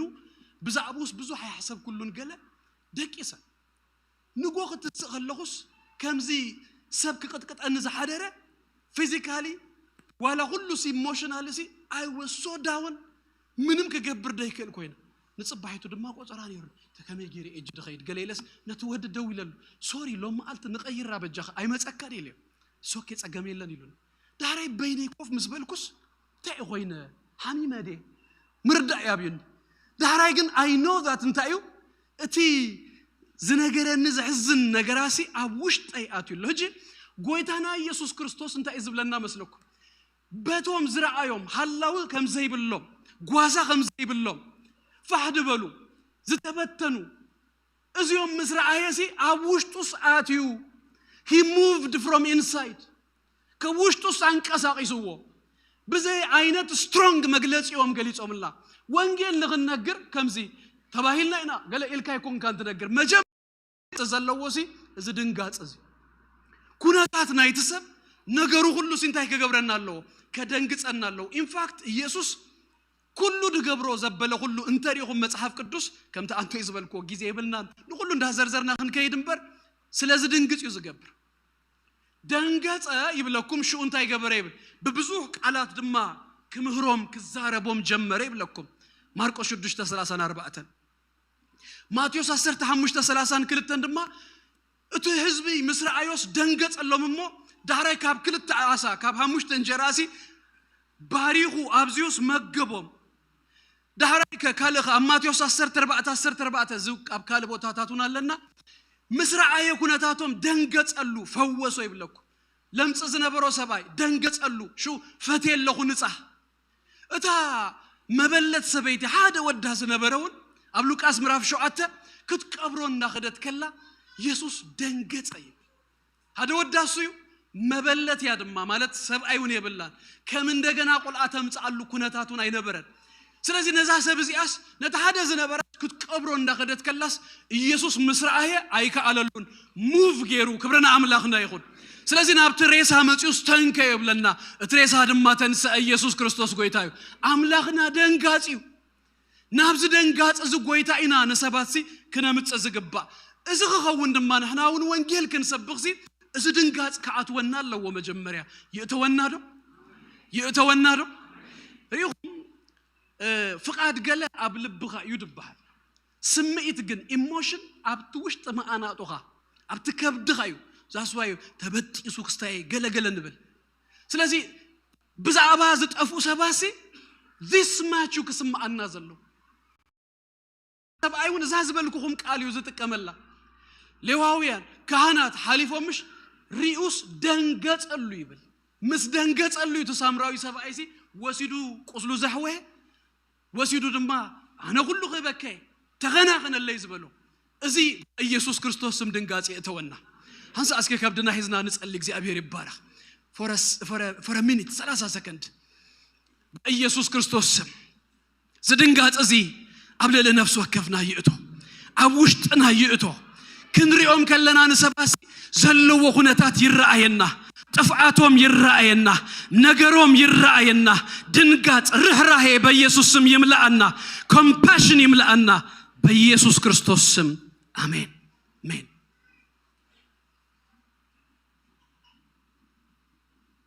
نقصل قطر 37 دمان ترينا شؤون دك مزامرتو اتخل بزوهيو ايتغنا هيدتيوم سلازتي نتغويت اخلي نخلو ايتخل اخلوس لمنو وبلوم يبلن اجد ماتا ميتافور تقيرا كاب اباغي فحد بلوسي ناب اخلي غيروا توم سباتيو كنتاتهم ግን حديو ابتا اباغي نيروم فحزبلو زتبتنو هجد ماخريوم كلوسي انتاي غيرو غليصنا مسلكم اغلق غيرو غليصنا حجي اي ازيوم فحزبلو زتبتنو غواساتي بلوم يممو እና ደንገጽና ነበር እና በገና ነበር ዳይኮነስ ቀይር ከብሎ ቀሎ ሓደ ቀዳማይ ነገር እግሊዮም በጽሖም ዮም ከተአቱዎም ሲት ኸሊኻ go and harvest them አምጻዮም ዩ ቲ ነገሩ ሃርቨስት ድማ እግል ድማ ኣብ ግዚኡ ዝግበር ህጂ ሓረስታይ ክዘርእ ከሎ ደገፋይ ሊዮን በይኑን 5 ኪሎ ወሲዱሲ ክዘርኦ ኸሊ 5 ኪሎ ዝዘርአ ግን 5 ኪሎ አይኮነ እንዳዓጽድ بينو غمزي أجيرو زبتنسي أبت عصيد جزيجن بزوحاتيو زتقلب بزوحاتيو زدلي سلازي حجي ندهك أمازامرتون تايز بلوم زلو مالتيو نابت أغلس أتو ويز بلوم زلو أتخلى يتدم أغلي هارفست دم نايمن تاي مجلس يا مسلكم ناي فردي أب بلي كدان دهرايونا بحدش كدان ونسي أغلي مس فردي يزتحاز إساياس أسرت شعات أسرت هذا يوئل سلسته أسرت سلسته كن كيد كلنا غري وغلنا هسي انتهي بالمسلكم اتزبز أغلي دهراي بزيوس لزغنس ما أصيدو سديدوس يأتو يأكبو يبلن عبر يوحنس مراف أسرت أربعة تدهجم زمت أكليل ورك إيد جبرة بغبر زمت يسوس أبيدون تهلون تهلكم ما أصيد زعات أدل أماتيوس وانجيل مراف أسرت سلسته كاب إسران ساب مودة تسلاسة زلا مسلا أن كردادن سرناين يتبع أم مودة تاس قويتان تا إزبل اتعدو يبليلنا نتأغلي أبقى فيأتو نتخرداد دمانا من تاي نابهاوين تاي زارب زلو بزعبا فردي جزانا تبايزيا حزون بارزوم سبات زيوم قويتا خريوم كاللو موفد قبرو زلو درايف زقبرو زلو نقويتاسي كوناتاتوم يحادا فحزبلو زتبتنو دما قواسا زيبلو برسكوت الدخونو بمخوانو كالا عيدما كابتناتو كوناتاتو سودانغات سلازخونا كوناتاتو مصر عيسي وشتو موف سلازقبرا اتاسالس هايقن دمان تاي مسلكم كوناتاتوم تراي دما دايكونس مصايهمون دينجر فرديوز صبيهم زلو وانجيل تفليط امسي نغلو سب ناي كبر مفصمتا خم زلو زبسر سب نوانجيل ملاش تزهيبو ز glorious destiny يبلو نابحاوي مدر باي زلو سلازي نمنتاينا نوص يسوس نمنتاي دغير تيلكمني مودعتو امسي حما مودعتهم طفات سلازخون نحناون سي ناتوينا حجي بزي اخن زازما جوين مين ديو دحراي اتو مساي انديو اجن اتو مساي اغلغلو خبل كلو مجمريا ነገር እንታይሉና መስለኩ ንደቀ መዛሙርቱ ጸልዩ من ጎይታ اتغلسي ايتخ متان بروبلم زلوس ناي ايت يمبر اتغلس راديو ስለዚህ ايتخ በዝሁ መታን ጸልዩ ይልዎ ተመጀመሪያ ነገብራ ነገር ሲምጽላይ ሐጅታ ጸሎት ድማ ስለ ነፍሳት ከመና ይኮን ክድህኑ አይኮን ስለ ገዛ እርስና ይና ንጽልይ ስለ ገዛ እርስናውን ድማ ሃንሳ አንታይና መስለኩም ንገብሮ ጎይታ እኽሊ አየት ለአኽ ክንብል ከለና ብዝ እምሮና ካብ ገለ ዝመጽ ወንጌላዊ ድኸውን ከከይዱ ድበጽሐልና ከከይዱ እንዳዓጸደ ዘምጻልና ኖ ባዕልና ንሕና ክንወጽ ንሕና ክንንቀሳቀስ ቀጽልኩሙን ራእዩ ምዕራፍ 10 ካብ ቁጥር 1 ጀሚርኩም ታ ትራንዚሽናል ያይለኩምሽ ኢየሱስ ካላ አይምጻን ነዚዮም ጸልዩ ዝብሎም ዘሎ ደቀ መዛሙርት ንኦም ይልይኹ ሎሙን ኣብ ካልጋሪ ካልሰባ አይምጽን ናአይን ናአኻትኩም ነው እንተ ጸሊና ኪዱ ድብለን ዝጽልይ ድምጽ አምላኽ ልብ አምላኽ ስለዝፈልጥ ሲ ይላአኽ ድማይ ይገይድ ድማይ ጸሎትን ሚሽንን ተታሂዞም የምዝኸዱ ታዛዘምኩ የዚ አኽብለኩ ክልተ ነገር ክብል መخዛዘመ አብ ሳውዝ ኮሪያ ቅድመ 100 ዓመት ድኸውን ክርስትና ይነበረ እንዳርጋ ሜንሊውን ቀዳማይ ሪሊጅን ሲ ናይ ቡድሂስት ሪሊጅን ይነበረ ድሕሪ ኻልኣይ ኩናት ዓለም ግን መብዛሕትኦም ካብ ኣድ እንግሊዝ ካብ ኣሜሪካውን ብዙሕ ሚሽነሪያታት ከይዶም ሲ ብዙሕ ናይ ወንጌል ስራሕ ሰሪሖም ሕጂ the first number 1 religion ናይ ሳውዝ ኮሪያ ሲ ክርስትና ይድገርመኩ ሳውዝ ኮሪያውያን ድማ በመንታ ይፈለጡ ተልኩምኒ በጸሎት ቅድ ነገሮም ሲ ጸሎት አብ ናይ ሳውዝ ኮሪያ ሚሽነሪታትዮም አብ አፍሪካ ዝ ፕሬየር ማውንቴንስ ድባሃል ነገር ደጣታተው መብዛሕቱ ድሰርሕዎ ተሪኹም ሳውዝ ኮሪያውያን እዮም ሰሪሖም ሕጂ ጸሎት ጸለይት እንዲዮም ናምንታይ ካምጽዎም ተልኩም ሕጂ ራይት ነው ናይ እስራን ሰለስተ ነምበር ይዝነግረኩም ካልአይቲ ሃገር ሚሽነሪታት በመልአኽሲ ሳውዝ ኮሪያ ቀዳሜት አሜሪካ ካልአይቲ ሶም 173 ሃገራት ናብ 173 ሃገራት እስራን 3000 ዝኾኑ ቀዋሚ ሚሽነሪታት ሳውዝ ኮሪያ ማህበርሲ ሊኢኻል ከይዶም ድመጹ አይኮን እንድብለኩም ደለኹ ህይወቶምሲ ንኻለ ዜጋ ንካለ እትንስቲ ንካለ ሃገርሲ ዝሃብ ጸልዮም ምላሽ ይቦምሪኦም አብ ብዙሕ ህዝብታት እትንስቲ ክቁጸር ከሎስ ዳህራይ the most unreached ተባሂሉ አብዝናይ ሚሲዮሎጂ ገለ የውጽው ድገርመኩም ናይ ካብና ኤርትራ 4 ወይ 5 ድኸውን 5 መስለና ከማኔ እዚ እንታይ ዝባሃል ምሻለና ብሄራት ተሐሙሽተ ብሄራት ና ኤርትራሲ unreached መጽሐፍ ቅዱስ ደይብሉ አብ unreached ይዛአቱ ካልኦትዮም ሚሽነሪ ድኾኑልና ደለው ካልኦትዮም መጽሐፍ ቅዱስ ዝትርጉሙልና ዘለው ካልኦቶም ክበጽሑና ዝደልዩ ዘለው እጂ ልብና አግፊህናዮስ ናብ አምላኽ እንተ ቀሪብና እንተ ጸሊናሲ እንታይ ገብረና ተልኩምኒ ንአና ንገዛ እርስናሲ ክልእኸና ይጅምር እንተ ጸሊና ናብ ጎይታ እንተ መጺናስ ይልእኸና ስርሁ የስራህና ተቀዳመይቲ እዩ ተቀዳመይቲ ነገሩሲ ንኡ የጨብጠና በዚህ አክዛዝ መልኩ ሉቃስ ወንጌል ምዕራፍ 9 ተድፈቶ ክፍሊ ካፍቅዲ 57 ተንገለ ከባብ ዘሎሲ ጎይታና ኢየሱስ ክርስቶስ ምሰለስተ ሰባት ዝገበሮ ዘረባ ዞም ሰለስተ ሰባት ድማ ታ ሐሳብ እንተያ ኩሉ ሐዲካስ ንኢየሱስ ምስአብ ከም ዝግባ ያተበልታ አርስት ንባዕላ ብዛዕባ እዚ ይዝዳሩ እቲ ቀዳማይ ናብ ኢየሱስ ዝመጸ ንኢየሱስ ሓደ ስቴትመንት ተዛሪቦ ኢየሱስ ይልዎ ናብቲ ተገዶ ዘበለ ሁሉ ኸይደ ምስበሎስ ኢየሱስ ድማ እንታይ ይልዎ መስለኩም ወኻርያ ንወኻሩ ጉድጓድ አለዎም ናዋፍ ሰማዩን ዘዓርፉሉ ለዎም ወዲ ሰብ ግን ርእሱ ዘጸጋሉስ የብላን ይሉ ትስበን እንድሕር ኮይንካስ እዚ አፍለጥ መጸግኡ እንደይብልካ ክትከውን ይኻ ይድብሎ ዘሎ ተኻላአይ ግን ኢየሱስ ባዕልዩ ኢንቪቴሽን አቅሪቡሉ እንታይ ይልዎ መስለኩም ሰዓበኒ ይልዎ ሰዓበኒ ዝብል አቢ ኢንቪቴሽን ንማቴዎስ ዝቀረበሉ አይነት ኢንቪቴሽን ካብቲ በሪ ተጎዲኹም ትብልዎ ታክስ ኮሌክት ድገብረሉ ቴብልሲ መጽኡ ሰዓበኒ ይልዎ ነዝውን ሰዓበኒ ይልዎ እዚ ግን እንታይ ይልዎ መስለኩም ጎይታ ይልዎ ቅድም ነቦይ ከይደ ክቀብር ዳህራይ ክስእበከ ይልዎ እጂ አብታ መልሲ አብታ ቀዳመይቲና ነድሕ ብንበር እታ ካልአይቲያ ታዋና ነገር ሙታኖም ይቅበሩ ይልዎ ዳህራይ ግን ዝበሎ ነገር አለ እስኻ ግና ይልዎ ወንጌል መንግስት አምላኽ አበስ ስራህካስ ሪታየር ድገብር አቦ ያለን ንኡ ኸብሎ የገለደ ይኮነስ ክትስእበን እንድሕር ኮይንካስ your number 1 mission your number 1 job your number 1 ናይ ህይወትካ ነገርሲ ወንጌል መንግስት አምላኽ ምብሳሪው አበስር ይሉ ማቴዎስ ኮሙ ይገሩ እዚ ሰብአይ ዝግን ምክንያት ይቡ ኮፊሉ ማቴዎስ ንኢየሱስ እዚ ጻውይት ምሰምጻሉስ አታ ኢየሱስ ሃንሳ ጽንሃ ሬዚግኔሽን ከአቱ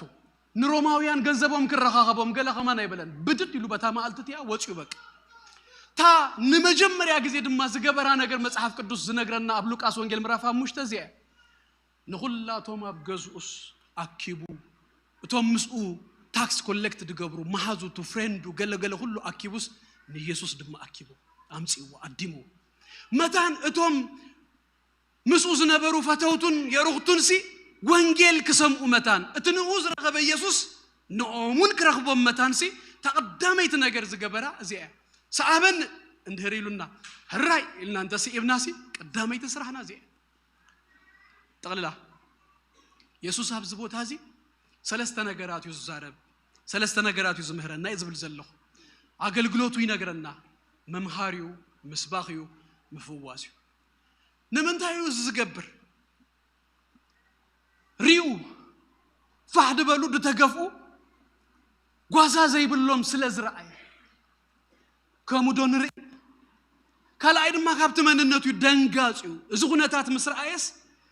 بتي كبير بزغونه قانقان مغلص انسيس تتقملهم زبلكو he moved دنغيص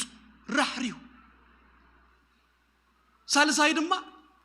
برد خمزلوم دما يريالو ስለዚህ መፈጸምቶም ክጽብቀሎም መታንሲ እዚሁ ድራይቭ ድገብሩ ንኡ ጆይን ግበሩኒ አገልግሉ መሳይ ያዋተይ ቤተክርስቲያን ኩሉ ትገብሮ ተደማሚሩስ ተልኳ እዚ ሰንበት ጥራይ እንዳመጻና ንኸይዳለና አንድሕር ኮይና ምንም ንገብሮ ነገርሲ የለን ገለ ኮንትሪቢዩት ክንገብር ገለ ነገር ክንገብር አብተ ልኡኾሲ ናትና እጃሙን ክነቀምጥ ይግባአና ዋላ ዝመሳሰል እኳ እንተኾነ ዝመስል ነገራሲ አይ አለው አይባህልን ዞ ሙዚቀኛታት ክግዙ ነው ጊታር ዳህርም ወይ ገለ ሳክስ ድጻወት ገለሲ ሓደ ሳክስ አለሞ ያክል አይባህልን ይምሽ አብ ኦርኬስትራሲ 50 ሰብ ይዝርደሩምሽ ደሴም እንከለው ግን ዲፍረንት አበርክቶስ አለውም ሐቀዲ አቢል ነናቶም ነገር ምሰምጹሲ ገለ ነገር አለው አይ እዚ ዝገብሩስ አለው አይባህልን ናትካል አምጻያ አብቱ ተልኾስ ደምርና አምላኽና ይኹን እንተ ጠሊና ድማዩ ነዚ ነገር እዚሲ ንልብና ዘተሳሱ ትጊዜ ይኸይዳል ታጊዜና አብዛ ምድር ዚ አኸለና ቅድምን ጎይታ መምጽ ወይናቡ መኻድናሲ ታኽን ገብራ ዝግባ ትንልቡ ድማ ትርግታ ዝኾነት ናይ ወንጌል ነገር ናቱ ተልኾሲ ክነቀድማ እዩ ድግባአና እንዳኽባርኩም ሐጺር ጸሎት ጸሊና ክንዛዝሚና እግዚአብሔር ይባረክ ርስናንን አቢልና ጸሊሞ ወዲና እግዚአብሔር ይመስገን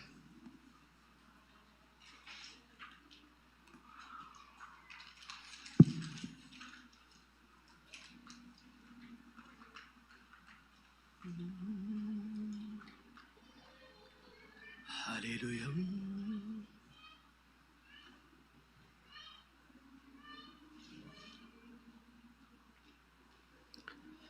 ሃሌሉያ ንአይ ለአኸኒ ክንብል ውሽጥና ድማ በኮምፓሽን በድንጋጽ ብርህራሄ አምላክ መርቆ በኢየሱስ ክርስቶስ ስም ንጸልይ እግዚአብሔር ይባረክ ሃሌሉያ ሃሌሉያ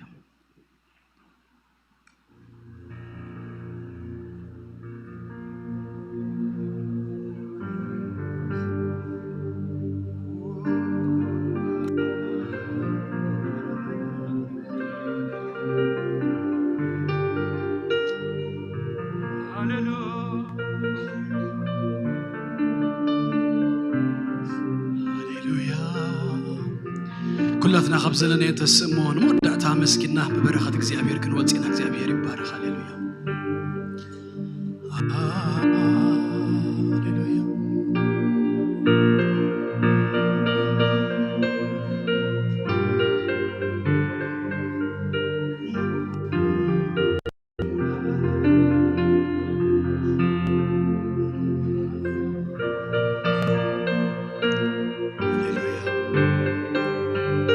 መንፈስ ቅዱስ ንስኻን ልብ ነፍስ ወከፍና የሹ ኸበል ተዛረብ አለስልሶ ናትካ ነገር የእትወልና ሃሌሉያ